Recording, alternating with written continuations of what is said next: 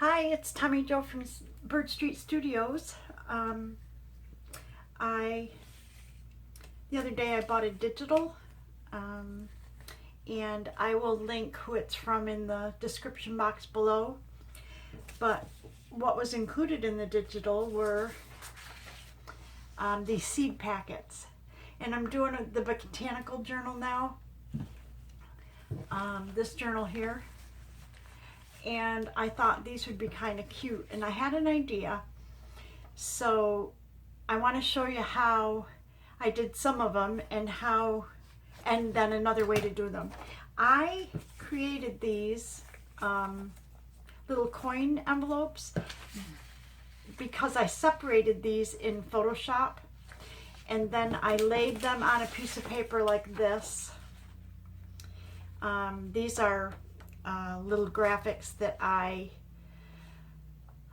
pulled off the public domain and cleaned them up, so I'm going to use those in there. But these right here are two of the seed packets that I got in this package, and I cropped them out on Photoshop and set them on a background that came with the digital.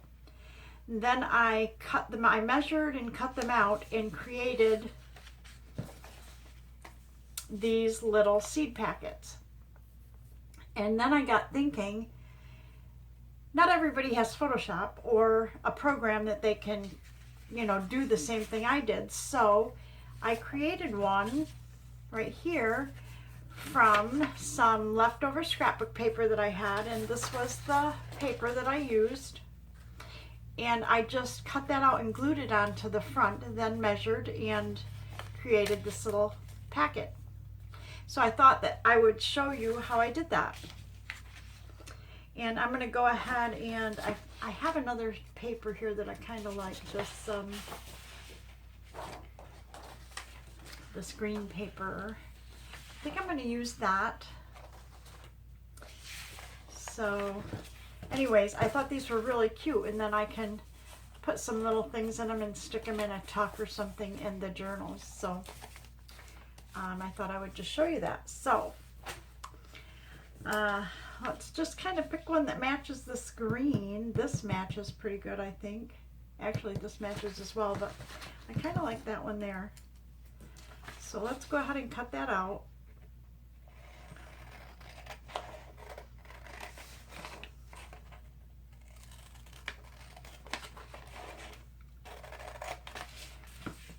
And this scrapbook paper that I'm using is just kind of paper that was in my I don't like pile.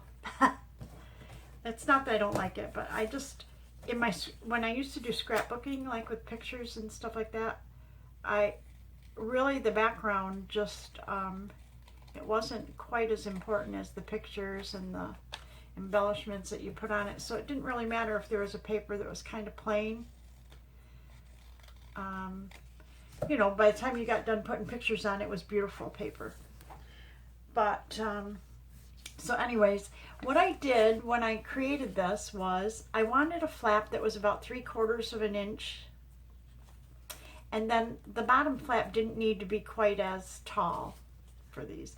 And by the way, when I got these, depending on where you cut them out of, like this one is wider than a center one. I guess it's how the digitals were set up. I'm not sure. So basically what I wanted was, I knew that I needed the flap to be about 3/4 of an inch, and I wanted the bottom to be a little smaller. So I was thinking maybe 1/2 inch or something. And then you know that you want this to overlap. So I knew, let me get my ruler. Okay. I knew that my flaps were going to have to be, 3 inches and then overlap about 3.5. So that's about 1.5, 1 5/8 maybe. So I just wanted to make sure that this is 2 inches. So if I knew that if I glued this down, I'm going to move it up just so I can see it a little better. If I glued this down, I needed about that much space, but I needed, let's do 1.5 and a little more, so I needed to glue it down about there. So I just took my pencil and I just kind of drew a line there. A lot of this I did by eye, just, you know, kind of guessing. And it's always better to err on the larger size if you needed to, you know, cut a little bigger, because we can always cut it down. So here's my mark right here, and I know that I want to be about 1/4 inch from the bottom. Doesn't matter if I'm a little over that, that's fine. And I'd like it to be fairly straight. So I'm thinking maybe like that. Okay, so now I glued that down. And then I want to measure on the top side 3/4 inch. So I'm just going to turn it this way just because it's easier for me to see. So I want about 3/4 inch on the top side. So I'm just going to make a line there, and I think I'm going to just go over on this one as well. Go over a little further so I know I make a straight line. And then on this side, I knew that I had to have like 1 3/4 inches or somewhere around there, so that when I fold this flap and this flap, they overlap. So just to be sure, I'm going to go ahead and measure 1 3/4 inches here, and then up here as well, 1 3/4 inches. And again, this is not rocket science. I would rather have it be a little big than too small. Okay, and then I'm going to draw these lines.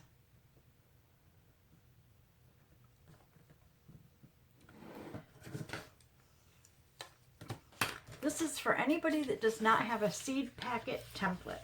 And then I just cut this out.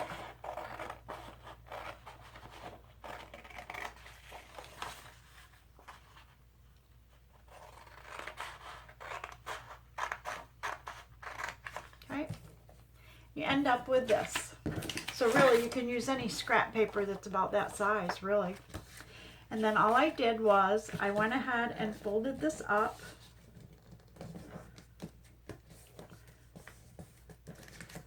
Okay. I folded it this way just to be sure I was on right near the bottom here.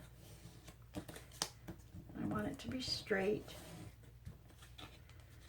That might be a little high, so let's adjust a little bit. Okay, and it's okay if the bottom sticks out a little bit, it's fine if the bottom of the paper sticks out. So that'll be our bottom, okay? And then our top, do the same thing, fold it to about there. I just want to make sure that I've got a straight edge here. Perfect. Okay. And I'm really creasing that pretty good. And you know, you could be more careful if you want that to be exactly at the top. I don't know. And then I'm folding here, and all I'm doing is I can see the edge of this paper when I fold this. So I'm doing this on all 4 sides.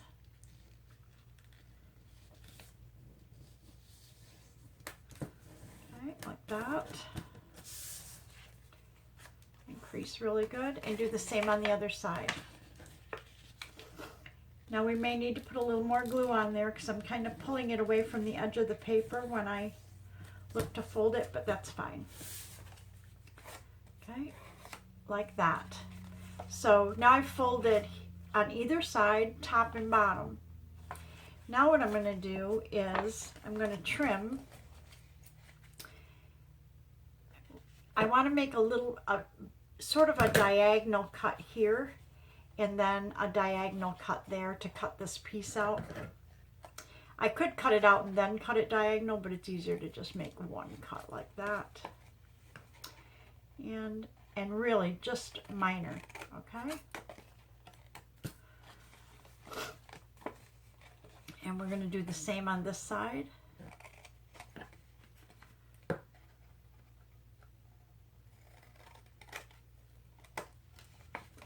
And the same down here at the bottom.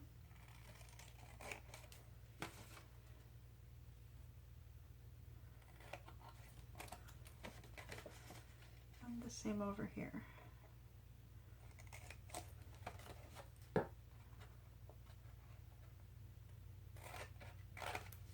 Okay, so then you end up with this. Get rid of those. And then what I did from there is I went around and I made all these corners round. Now I could use my corner rounder, which I have here, but it really only works if I had left that straight. So, whoops, I better close my glue up.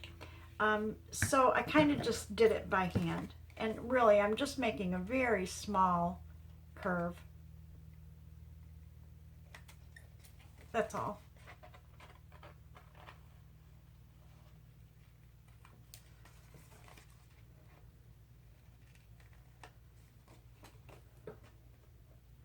Just because you don't have to do that, but I just liked how it looked on the back of them. I don't want to make it too curved.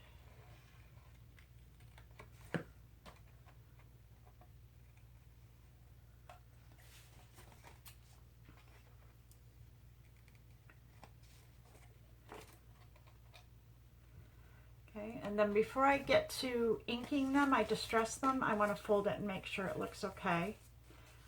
And it looks beautiful. Okay, so then I went ahead and inked it all up.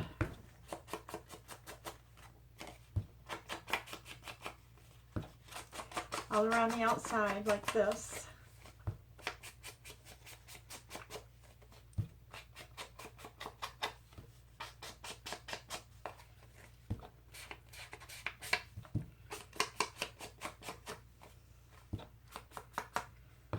When I got it all inked like that, I closed it up, and then I could see where I needed to glue a little bit around these edges right here. So I just glued that a little better down. Okay, let me see if this one, they all needed just a little, because I bent the paper back to cut it, or to fold it, excuse me. So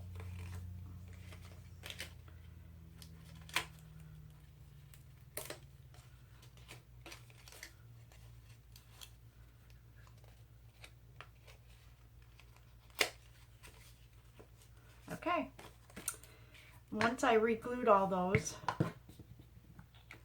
I took my distress and I folded those like that, and I went ahead and distressed the front as well. You want to make sure they're all glued down and that everything matches well before you go through all the trouble of distressing. So what I think is the back, I like to go kind of in the middle, okay? And I think in this case, you'd have to decide if you like light over dark or dark over light. I think I like the dark over the light, but I think it's a little wider than the center. So I'm going to trim it just a little bit. Okay, and then I'm going to round that corner again.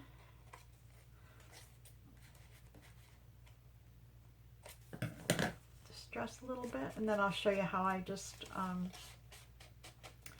then to glue it, all I did was I held it down and I made a line right here, and that tells me how far out I want to put the glue right here, but I don't want to go past that line. So, let's see if you can see my glue book here. I just used my glue book here and I stayed on the right side of that line. Okay. And then I took my little eraser and erased the line. Okay. And then the bottom, it's obvious, very obvious where you can glue. Okay. And that's how you make your little seed packet. Look at that.